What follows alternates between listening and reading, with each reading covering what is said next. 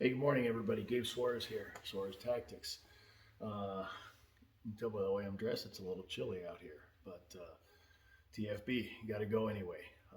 Got to do some lifting this morning, but I posted something on Facebook yesterday on what true low light gunfighting is. There seems to be a fixation in the industry on getting flashlights and having lumens and turning night into day and all that sort of thing. Personally, I think that's foolish. Now, I've got a good amount of experience with this stuff in my law enforcement years. I was kind of overachiever. You know, I understood the whole thing about flashlights and everything else, but I never kind of fell into that too much. And so I looked at other things, and there was no really training material or anything like that back in that era. We're talking in the mid '90s. So I kind of did my own digging and my own study and my own figuring out of these things. And what I arrived at is this guy right here. Okay, this is a precursor to the old PV, or the I'm sorry, precursor to the old. No, it's early. It's a precursor to the modern PVS 14, which we'll talk about in a minute here. All right. And I got this from a friend of mine that was at Gunsight, a guy named Corey Trapp. Good guy. If you're still around, Corey, how you doing, brother? But anyway, so I got this from him, I think for like, my God, back in that day, $800 or something like that.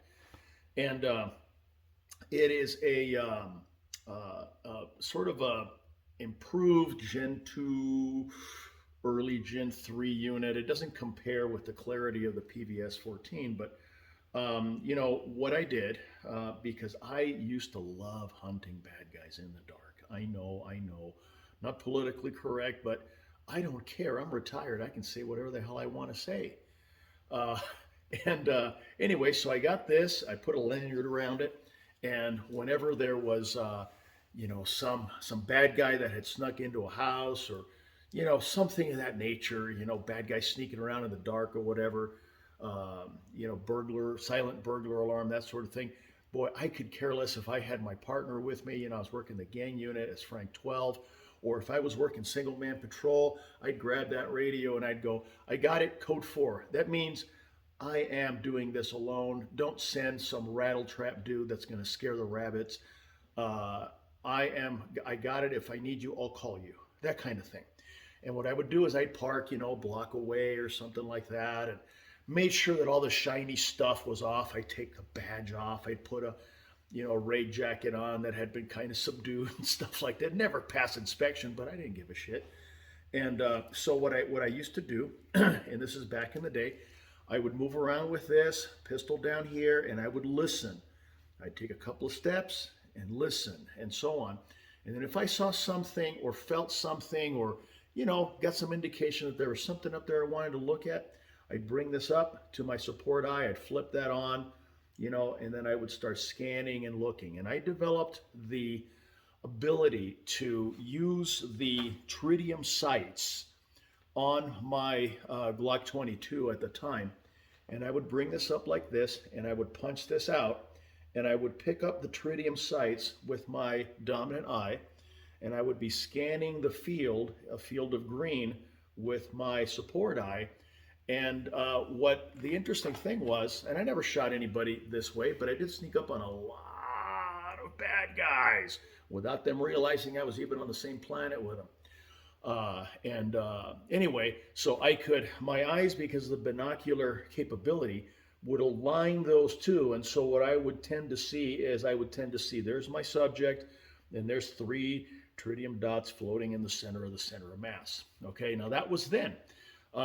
This served well for years, and I kept it because I didn't seem to have any real need to get rid of it. Oh, and the reason for the lanyard. Okay, so there was a time when I might need to grab a flashlight, which I kept here on my belt, and so $1,000 back then, my God, So I didn't want to break this.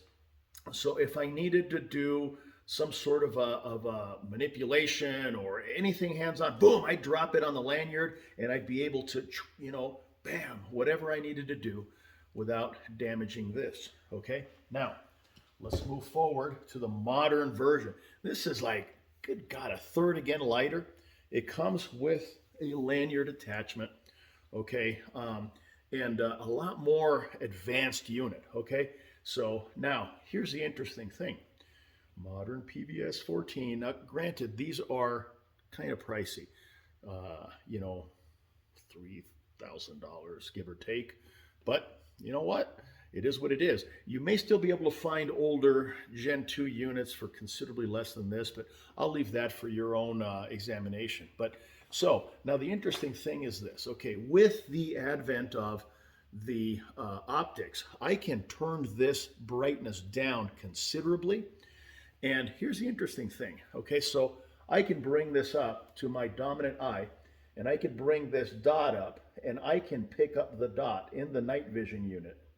All right, as if I was doing regular shooting. Now, here is the very, very cool thing, okay? And I will leave this up to your guys' imaginations, all right?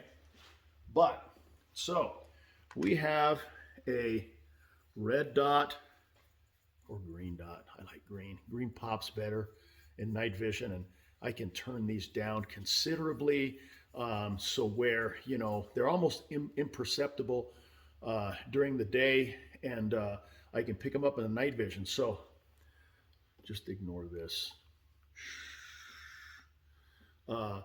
Optic, high capacity pistol, PVS 14 in the dominant eye, and I can move around any dark environment, and I can fire accurate shots kind of unannounced. Okay, so